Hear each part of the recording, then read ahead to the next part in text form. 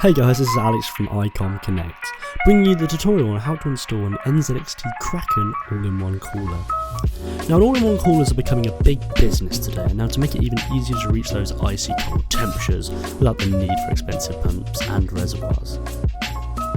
All-in-one computers can be found online for as little as £40 these days, so there's a cooler for every price point. Now today the rig we're using to install this consists of a Intel Core i7, more specifically the Devil's Canyon, and a GTX 1080 graphics card. Now this is overclocked, but that is not necessary for today.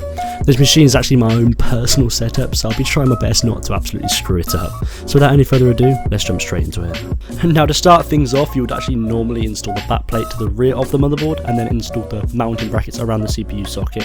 This is just to hold the cooler in place and to push it firmly down against the CPU with the thermal paste in between. But unfortunately, I've not been able to show you this step due to the time and the space constraints that I am currently revolving around, but this will be covered in a later video, that is for sure.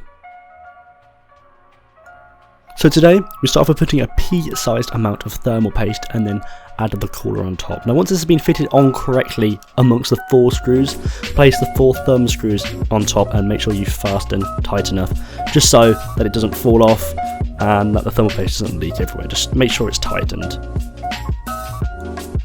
Now, the next step is to give the block that we've just installed some power.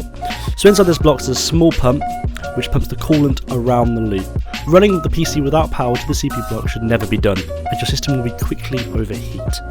Now, most water blocks come with a fan connector on the end, which can be plugged into the CPU fan port on the motherboard. Now, make sure all the excess cables can be tucked away for a much cleaner looking system.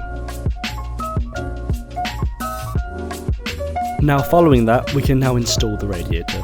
You can choose where to install this, as every case and build is completely different. On my case, for example, the NZXT H440, there is space for the radiator just at the top. If you're using a full-size motherboard, the space may be a little bit tight like mine during the installation, so be careful not to damage any of the components on the motherboard or damage the radiator upon installation.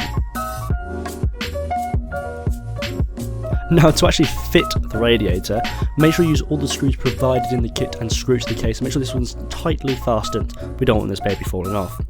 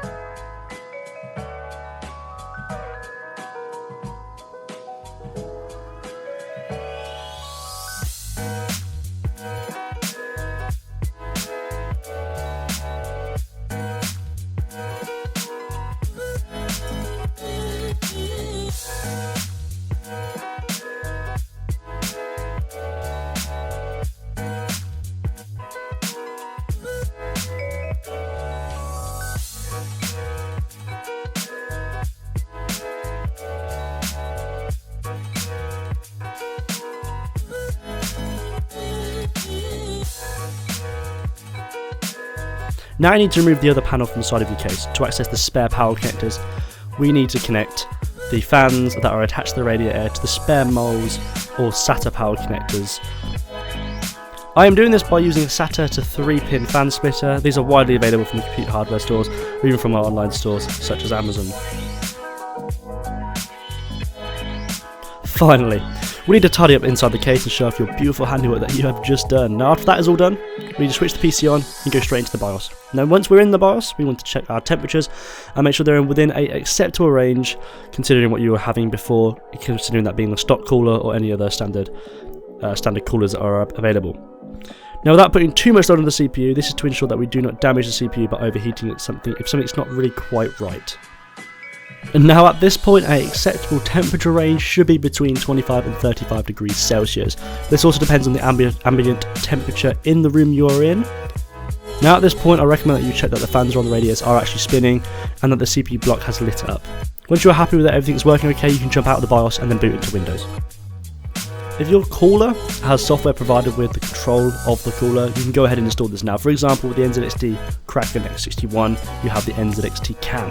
We also recommend that you install a temperature monitoring software like SpeedFan or hardware monitor to keep an eye on your temperatures. It's important that you keep an eye on these temperatures for at least 24 hours after installation to make sure everything is working perfectly fine. If there are any issues like rising or spiking temperatures, switch your PC off and immediately check your wiring, and if you have to, take off the water block and reapply some thermal paste. Now, the last finally, that's all for today's video. Thank you guys for watching, and please leave a like and subscribe for more content like this. And if you have any questions or any queries or anything you would like to help out with, please leave a comment in the comment section below.